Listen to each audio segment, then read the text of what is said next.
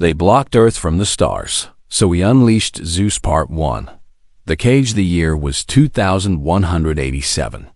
And Commander Daniel Price was about to learn the truth that would change everything. He stood alone on the observation deck of the deep space vessel Horizon. The ship floated at the very edge of the solar system, farther from Earth than any human had ever traveled. Through the thick glass windows, he could see nothing but darkness and distant stars. Those stars had called to humanity for thousands of years. They had inspired dreams and songs and stories. And now Daniel was closer to them than anyone had ever been. But something was wrong. The instruments on his console were going crazy. Every sensor, every scanner, every piece of equipment was showing readings that made no sense. Daniel had been a space commander for 20 years. He had seen strange things before, but he had never seen anything like this. Lieutenant Kara Moore rushed onto the observation deck. She was the ship's chief science officer, a woman with short gray hair and sharp eyes that missed nothing. In her hands, she carried a tablet covered in data that she had been studying for the past 6 hours. "Commander," she said, her voice shaking slightly, "I know what's happening, and you're not going to like it." Daniel turned to face her. "Tell me." Karen took a deep breath. "There's a wall out there, an invisible wall. It surrounds our entire solar system like a bubble. Nothing can get through it. No ship, no probe, no signal. We've been sending vessels toward the stars for 30 years, and every single one of them hit this wall and stopped. We thought they malfunctioned. We thought space was more dangerous than we knew. But the truth is much worse." She pulled up a holographic image from her tablet. It showed the sun at the center, with all the planets orbiting around it. And surrounding everything was a thin blue line that marked the edge of their prison. "Someone built a fence around us," Karen said quietly. "Someone decided that humanity wasn't allowed to leave. We're trapped, Commander. We've always been trapped. And we never even knew it." Daniel felt cold inside. He had spent his entire life working toward the stars. His father had been a pilot. His grandfather had been an astronaut. 3 generations of his family had dedicated themselves to the dream of reaching other worlds. And now he was learning that dream had been stolen from them. "Who did this?" he asked. "We don't know yet. But whoever they are, they have technology far beyond anything we can imagine. This barrier has been here for centuries, maybe longer. They've been watching us this whole time, keeping us locked in our little corner of the universe." The news reached Earth within days. Scientists confirmed everything Karen had discovered. The barrier was real. Humanity was caged. The reaction was unlike anything the world had ever seen. Some people rioted in the streets. Others fell into deep despair. Religious leaders gave speeches about divine punishment. Politicians blamed each other. For a few dark months, it seemed like human civilization might tear itself apart. Admiral Samuel Gray was an old man with white hair and a face lined by decades of hard service. He had fought in 3 wars and commanded fleets across the solar system. Nothing had ever scared him. But standing before the United Earth Council in Geneva, he felt fear for the first time in his life. "We have made contact," he announced. His voice echoed through the Great Hall. The barrier was built by a group called the Dominion. They are a coalition of alien species that controls this part of the galaxy. They have been watching Earth for over 1,000 years. And according to their message, we have been classified as a quarantined species. Murmurs filled the room. Council members looked at each other with wide eyes. "What does that mean?" asked the president of the European Federation. Samuel's jaw tightened. "It means they think we're dangerous. They've studied our history, our wars, our weapons, our conflicts. And they've decided that humanity is too violent and too unpredictable to be allowed into the larger galaxy. The barrier will stay in place until we either destroy ourselves or somehow prove that we've changed. How long? Someone shouted from the back of the room. They didn't say. Centuries, millennia, maybe forever. They don't care about our timeline. To them, we're just animals in a zoo. And they've built a very strong fence to keep us inside. The years that followed were difficult. Earth struggled to accept its new reality. Some people gave up on space entirely. Why bother reaching for the stars when the stars would never reach back? Space programs were shut down. Funding dried up. The great ships that humanity had built sat empty in orbital stations. Monuments to a dream that could never come true. But not everyone gave up. In a secret facility buried deep beneath the Nevada desert, a small group of scientists began working on something that should have been impossible. They called their project ZEUS, after the ancient god who commanded lightning and thunder. Dr. Nora Walsh was in charge. She was a physicist with wild brown hair and eyes that burned with determination. She had studied the barrier for 5 years. She had mapped its energy signatures. She had tested its strength. And she had found something that gave her hope. The barrier isn't perfect, she told her team during one of their late-night meetings. There's a frequency, a specific wavelength of energy that makes it weaker. If we can generate enough power at exactly the right frequency, we can create a hole. Just for a moment. But a moment might be enough. General Patrick Cole was the military liaison for the project. He was a tall man with cold eyes who had seen too many battles to believe in easy solutions. How much power are we talking about? More than anything humanity has ever created. We would need to harness the energy of a small star and focus it into a single beam. The engineering alone would take a decade. Then you have a decade, the general replied.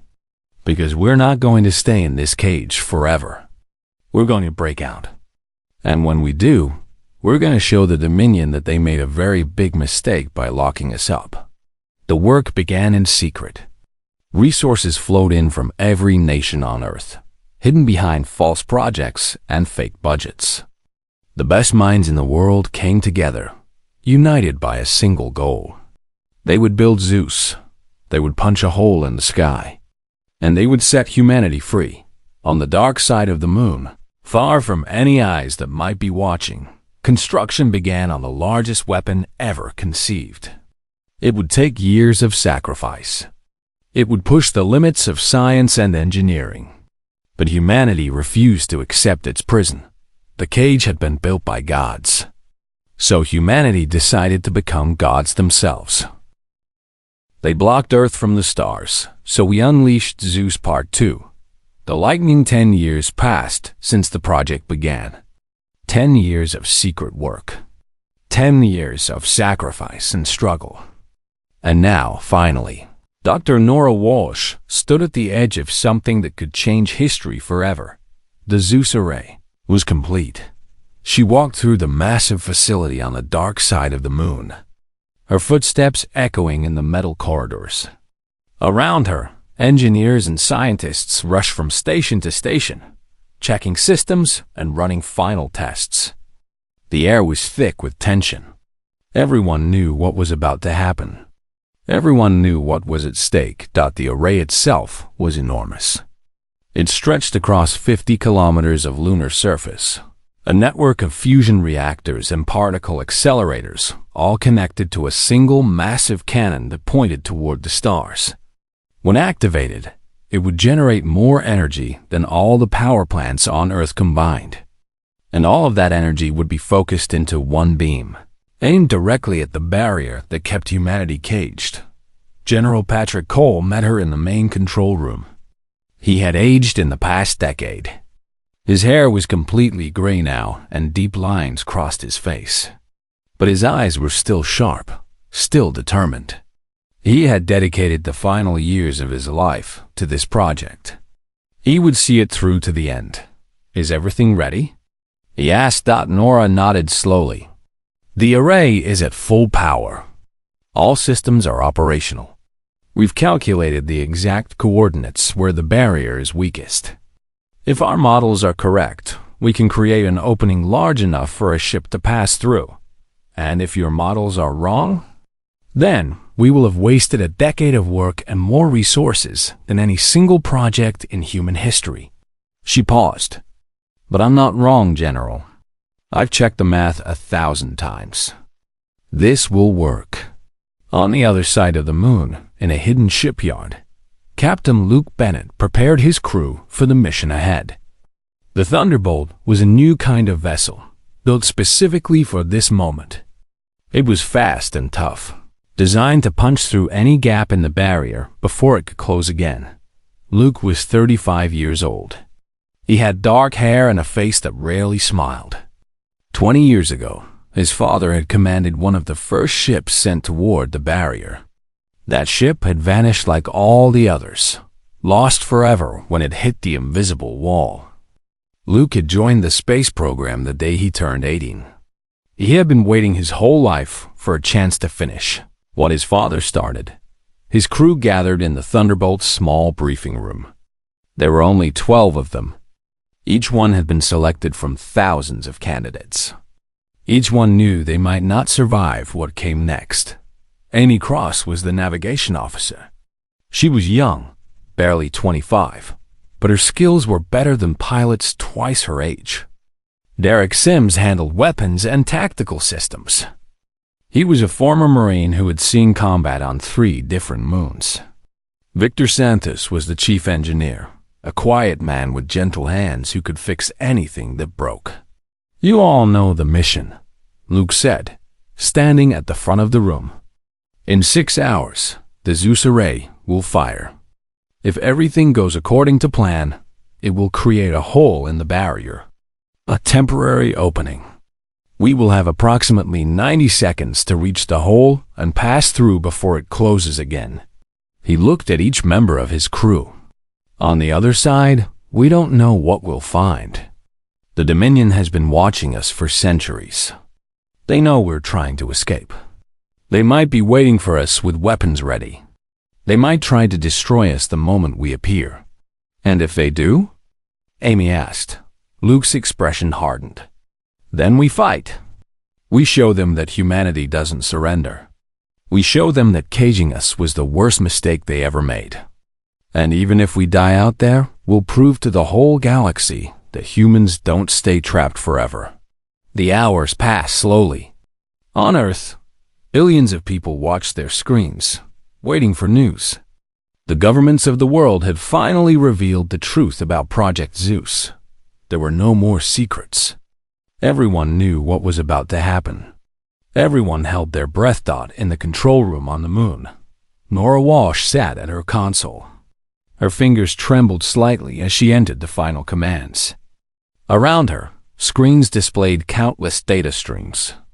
Power levels, targeting coordinates, energy flow rates.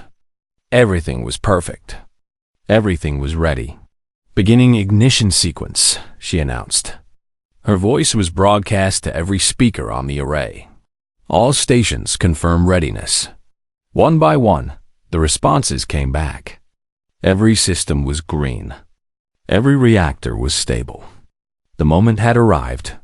5 minutes to firing, Nora said. On the Thunderbolt, Luke strapped himself into the captain's chair. His crew was at their stations.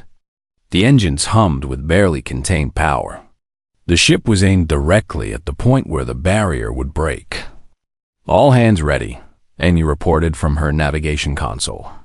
"Weapons online," Derek added, "just in case we need them." Victor crossed himself and muttered a quiet prayer. "Engines are good, Captain." "She fly true?" Luke nodded. His heart was pounding, but his hands were steady. This was the moment everything had been building toward. This was the moment humanity would break free. 1 minute to firing, Nora's voice came through the speakers. The ZEUS array began to glow. Energy poured through its systems, channeled from reactor to reactor, growing stronger with each passing second. The cannon at the center began to shine with a light brighter than the sun. The lunar surface around it vibrated with raw power. 30 seconds. Nora closed her eyes. She thought of everyone who had worked on this project. Everyone who had sacrificed. Everyone who had believed that humanity deserved better than a cage. 10 seconds. 5, 4, 3, 2, 1. Fire. The beam erupted from the cannon with unimaginable force. It crossed the distance to the barrier in less than a heartbeat. And when it struck, something incredible happened. The barrier, which had stood for centuries, began to crack. Energy rippled outward from the impact point. And then, like glass struck by a hammer, a section of the wall simply shattered. A hole appeared in the cage. A doorway to the stars. Go! Nora screamed into her communicator. Go now! The thunderbolt launched forward with everything it had. Luke felt himself pressed back into his chair as the ship accelerated beyond anything he had ever experienced. Stars blurred around them. The hole in the barrier grew larger in their view screen. 60 seconds until closure. Amy shouted. They were close now. So close. Luke could see the edges of the opening, could see the energy already starting to flow back together. 30 seconds. Come on, Luke whispered. Come on. The thunderbolt shot through the hole with 5 seconds to spare. Behind them, the barrier sealed itself shut once more. For a long moment, there was only silence on the bridge. Everyone stared at their screens in disbelief. Luke finally spoke. His voice was barely above a whisper. We're through. We're actually through. For the first time in human history, a ship had entered interstellar space. The cage was broken. The universe lay open before them, and everything was about to change. They blocked Earth from the stars, so we unleashed ZEUS Part 3. The first thunder. The silence lasted only a few moments. Then the alarms began to scream. Captain Luke Bennett jumped from his chair as red lights flashed across every screen on the bridge. Amy Cross was already pulling up sensor data, her fingers flying across her console with desperate speed. Contact, she shouted. Multiple contacts. They're coming from everywhere. The view screen changed to show the space around them. What Luke saw made his blood run cold. Ships were appearing from nowhere, blinking into existence, like ghosts becoming solid. 1, 5, 10, 17 vessels surrounded the thunderbolt in a perfect circle. And they were like nothing humanity had ever seen before. The alien ships were beautiful in a terrible way. Their hulls seemed to be made of living material, smooth and organic, covered in glowing symbols that pulsed with strange energy. The smallest of them was twice the size of the thunderbolt. The largest was something else entirely. It was a dreadnought, a warship the size of a small moon. Its surface crawled with weapons that Luke couldn't even begin to understand. Power readings from the vessel were so high that they broke several of the Thunderbolt sensors. This single ship could probably destroy everything humanity had ever built. We're being hailed, Victor said quietly from his engineering station. Luke straightened his uniform and tried to keep his voice steady. Open the channel. The main screen flickered. Instead of an image, there was only a voice. It was cold and mechanical, translated by equipment that humanity had developed by studying Dominion signals for years. Quarantined species, the voice said. You have violated containment protocols. Your escape was detected. Your vessel is surrounded. You will surrender immediately and prepare for processing. This is not a request. This is not a negotiation. Resistance will result in immediate termination. Derek Sims looked at his weapons console. Captain, our guns are toys compared to what they have. One hit from any of those ships would turn us to dust. The dreadnought could probably vaporize us just by looking at us funny. I'm aware of that, Luke replied calmly. So what do we do? Amy asked. Her voice was tight with fear, but she held herself together. "We can't fight. We can't run. They've got us completely boxed in." Luke stared at the dreadnought on the screen. For years, he had imagined this moment. He had known that breaking through the barrier would attract attention. He had known that the Dominion would respond. But he had also prepared for it. Everyone had prepared for it. The Dominion thought they were dealing with a primitive species. They thought humans were like animals who had somehow slipped out of their cage. They had no idea what they were really facing. "Open a channel," Luke ordered. "Broadcast on all frequencies. And patch me through to Earth." "Done," Victor confirmed. Luke took a deep breath. Then he began to speak. "This is Captain Luke Bennett of the Earth vessel Thunderbolt. I am speaking to the Dominion fleet that currently surrounds us. You have demanded our surrender. You have threatened us with destruction. You believe that because you are bigger and stronger and older, we should simply accept our fate." He paused for a moment, letting his words sink in. "You're wrong. We didn't break through your barrier by accident. We didn't escape because you made a mistake. We built a weapon that can punch holes through walls you thought were unbreakable.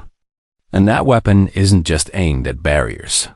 On the dark side of the moon, the ZEUS array was already warming up for its second shot. But this time, the targeting coordinates were different. This time, the weapon wasn't aimed at the barrier at all. You've been watching us for centuries," Luke continued. "You've seen our wars. You've seen our violence. You decided we were too dangerous to let loose in the galaxy. And maybe you were right. Maybe we are dangerous. But you made one very big mistake." The dreadnought's weapons were beginning to glow. The Dominion commander was losing patience. In seconds, the Thunderbolt would be destroyed. You locked us in a cage and expected us to die. But we didn't die. We got angry. We got creative. And we built something that even you should fear. On the moon, Nora Walsh entered the firing command. "Say hello to ZEUS." The beam crossed the impossible distance in less than a heartbeat. One moment, the dreadnought hung in space, its weapons charging, ready to end humanity's first attempt at freedom. The next moment, the beam struck. The alien ship's shields activated instantly. They were powerful beyond anything humanity could create. They were designed to stop weapons that could destroy planets. They had never failed in 10,000 years of Dominion history. They lasted exactly 1.4 seconds. The beam tore through the shields like they were paper. It punched into the dreadnought's hull and kept going. The ship's reactor was hit. Then its weapons storage. Then its command center. The explosion was so bright that the Thunderbolt's view screen had to filter it down to prevent blinding the crew. When the light faded, the dreadnought was gone. Completely gone. Not even debris remained. The most powerful ship in the Dominion fleet had been erased from existence. The 16 remaining alien vessels scattered. Their perfect formation broke apart as each ship fled in a different direction. They had come expecting to capture or destroy a single primitive ship. They had not expected this. They had not been prepared for this. Luke opened the communication channel again. His voice was calm, almost peaceful. "This is Captain Luke Bennett of Earth. To the surviving Dominion vessels, run. Run back to your masters and tell them what you saw today. Tell them that humanity is awake. Tell them that we're not prisoners anymore. And tell them this." He leaned forward, his eyes hard. "We're coming. We're coming for every barrier. We're coming for every cage. We're coming for every species you've ever locked away. The galaxy is about to change. And you can either get out of our way, or you can learn what happens when you try to cage humanity." He cut the transmission. On the bridge, his crew sat in stunned silence. They had just witnessed the destruction of a ship that could have conquered their entire planet. They had just declared war on a civilization that had ruled the galaxy for longer than humanity had existed. Derek. Sims was the first to speak. Captain, did we just do what I think we did? Luke nodded slowly. We did. We just told the most powerful empire in the galaxy that we're coming for them. Yes, we did. Derek was quiet for a moment. Then a grin spread across his face. Well then, I guess we better get started.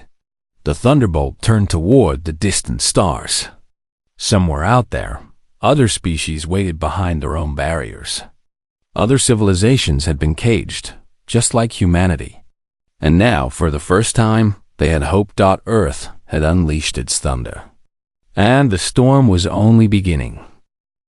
They blocked Earth from the stars, so we unleashed ZEUS Part 4. The storm spreads.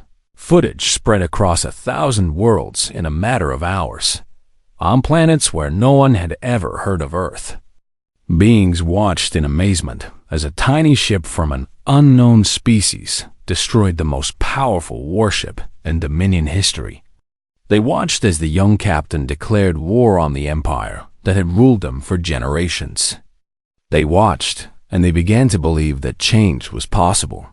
Back on Earth, the reaction was different. Some people celebrated in the streets, shouting with joy that humanity had finally struck back.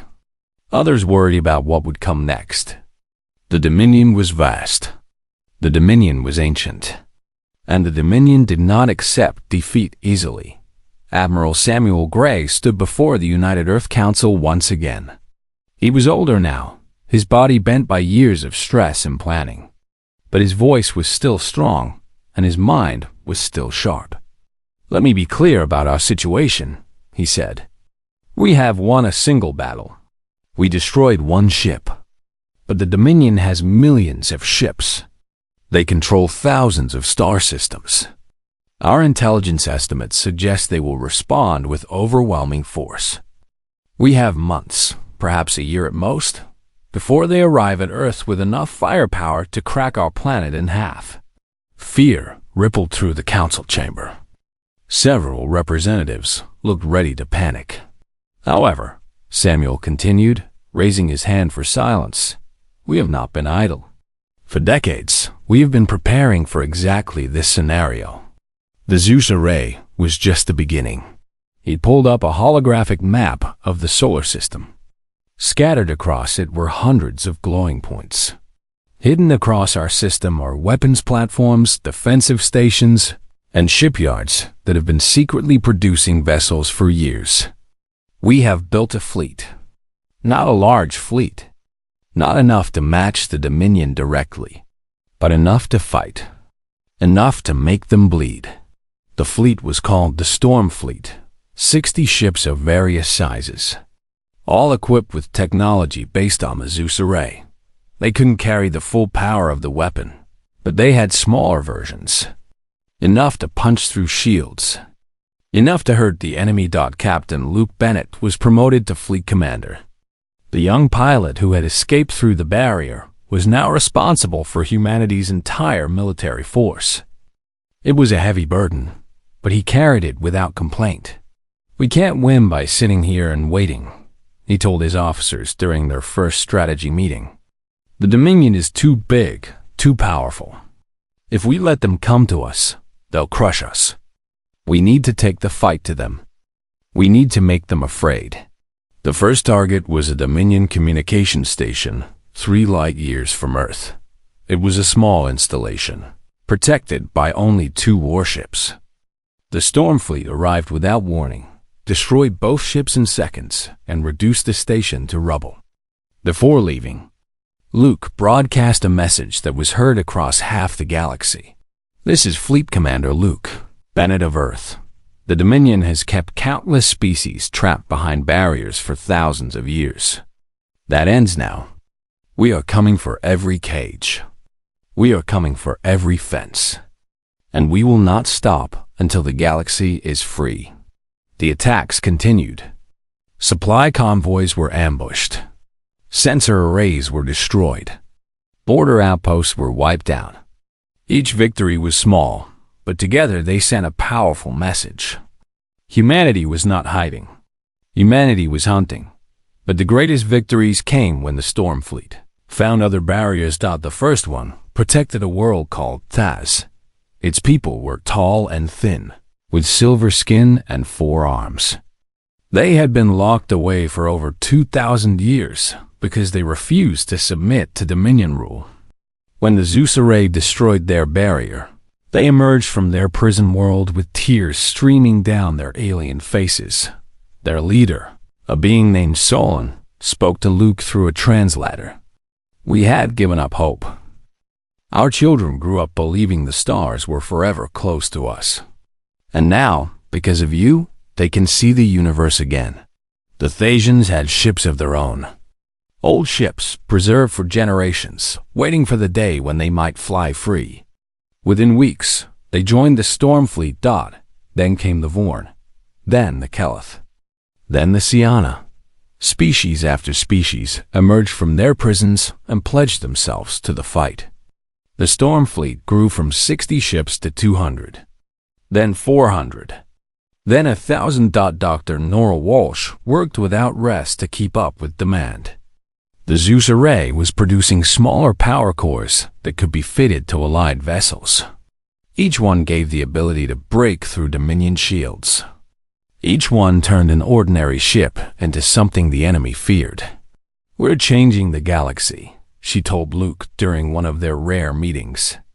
"Every barrier we break, every species we free, the Dominion loses power and we gain allies. This isn't just a war anymore. It's a revolution." But the Dominion was not defeated yet. They were gathering their forces. They were building their own new weapons. And they were preparing for the final battle. Intelligence reports began flowing in. The enemy fleet was assembling at their capital world. Thousands of vessels. And among them were the 5 Guardians, ancient warships that had existed since the Dominion's founding. Each Guardian was capable of destroying entire star systems. Together, they had never been defeated in all of recorded history. Admiral Samuel Gray called a meeting of the Allied leaders.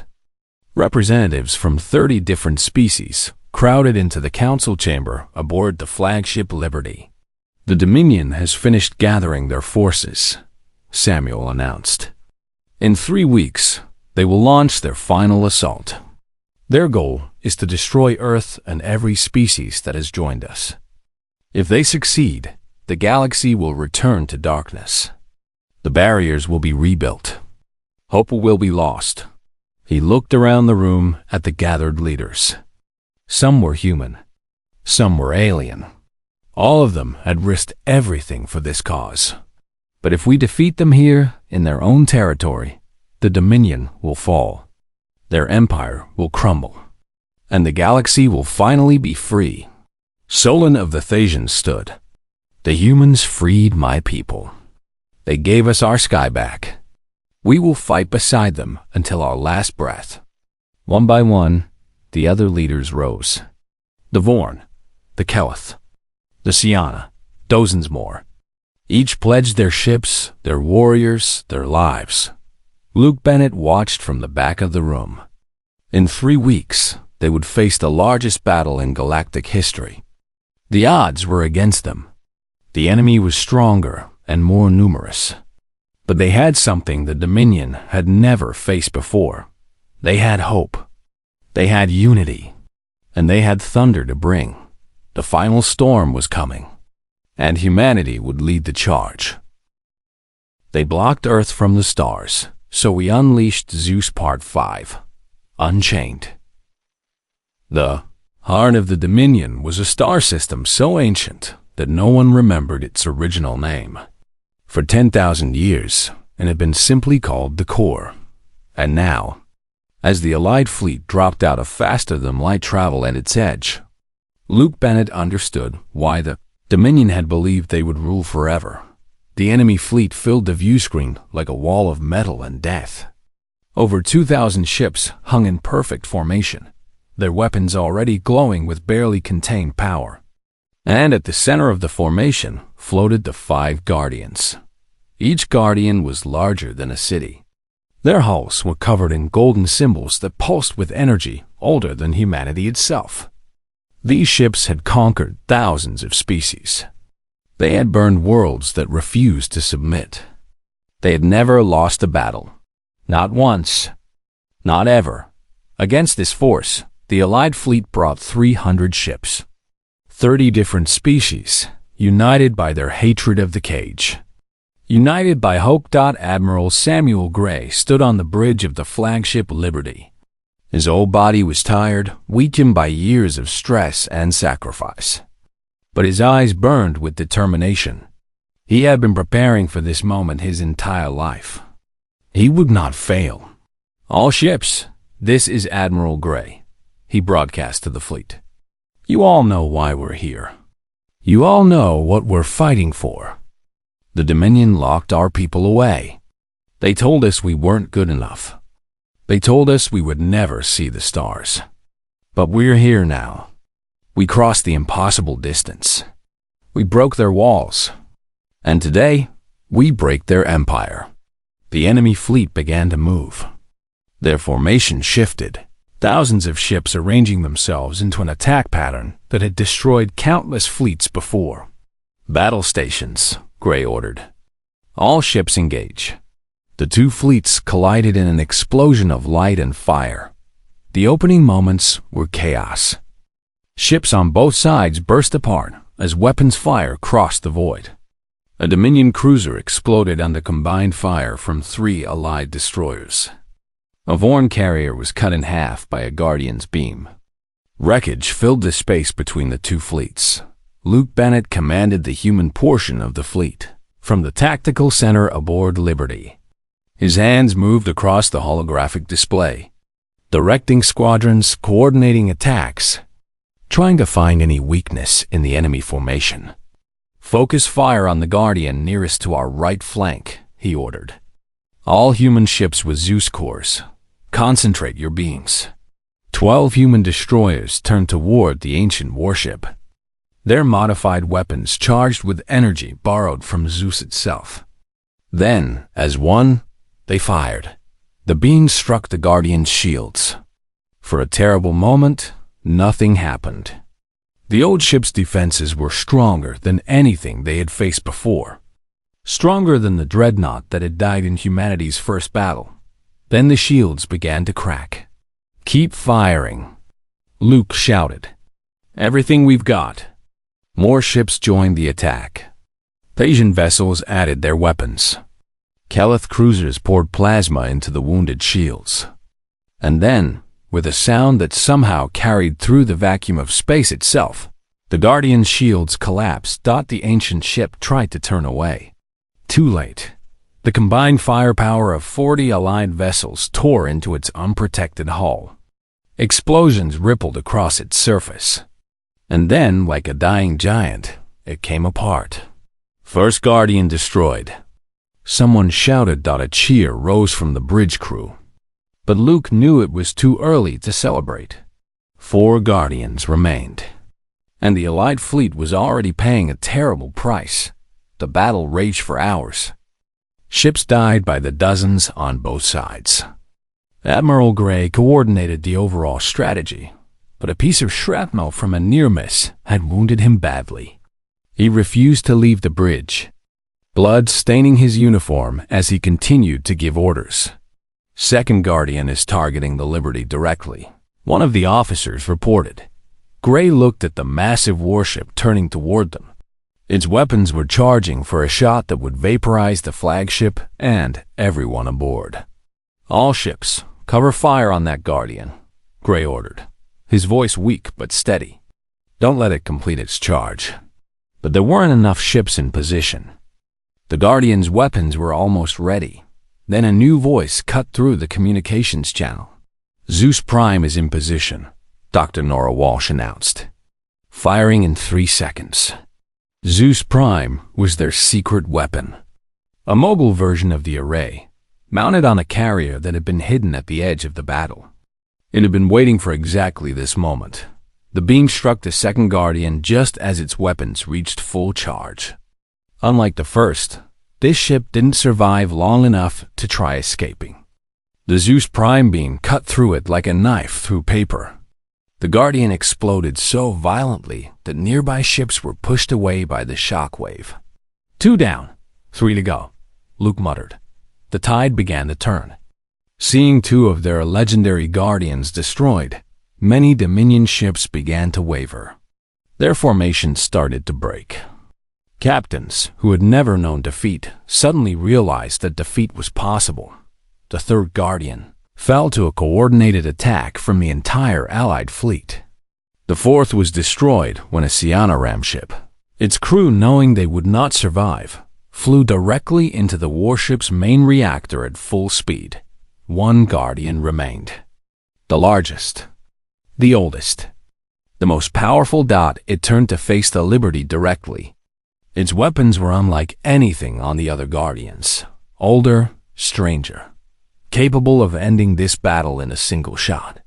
ZEUS Prime is still recharging, Nora reported. 60 seconds until we can fire again. We don't have 60 seconds, Luke replied. The Guardian's weapon was almost charged. In moments, the Liberty and everyone aboard would cease to exist. Admiral Gray pushed himself to his feet. Blood dripped from the wound in his side. He looked at the ancient warship on the screen, and he smiled. Ramming speed, he ordered quietly. Admiral, no, Luke protested. That's an order, Commander? The fleet needs to survive. Earth needs to survive. And that thing needs to die. The Liberty surged forward. Its engines burned with every ounce of power they had left. The Guardian tried to turn, tried to aim its weapon at the charging flagship, but it was too slow. The Liberty struck the Guardian amidships at full speed. Both vessels were consumed in an explosion that lit up the entire system. Admiral Samuel Gray died as he had lived, fighting for humanity's future. The remaining Dominion ships scattered. Without their Guardians, without their command structure, they had no will to continue fighting. The Allied fleet chased them across the system, destroying any that refused to surrender. By the end, only 37 Allied vessels remained operational. The Liberty was gone. ZEUS Prime was crippled. But the Dominion fleet was broken. The Guardians were dust. They had won. 3 days later, the Dominion High Council surrendered. Luke Bennett stood in the great chamber where the rulers of the galaxy had once made decisions that affected billions of lives. The council leader, a towering being made of crystalline light, looked at him with something that might have been respect. We underestimated your species, it said. We saw only violence. We did not see what that violence protected. We did not see the love behind the fury. No, Luke agreed. You didn't. The barriers will be lowered. All of them. Every quarantined species will be freed. This is our surrender. Luke nodded. That's a start. The galaxy changed forever after that day. Barriers came down across the cosmos.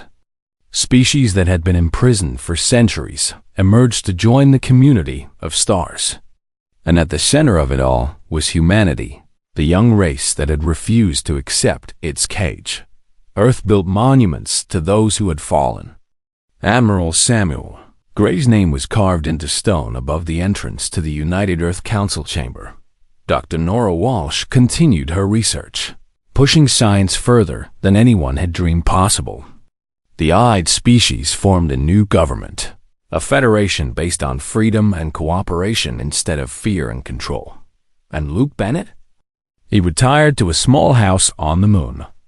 He raised plants in a greenhouse dome and watched ships come and go from Earth.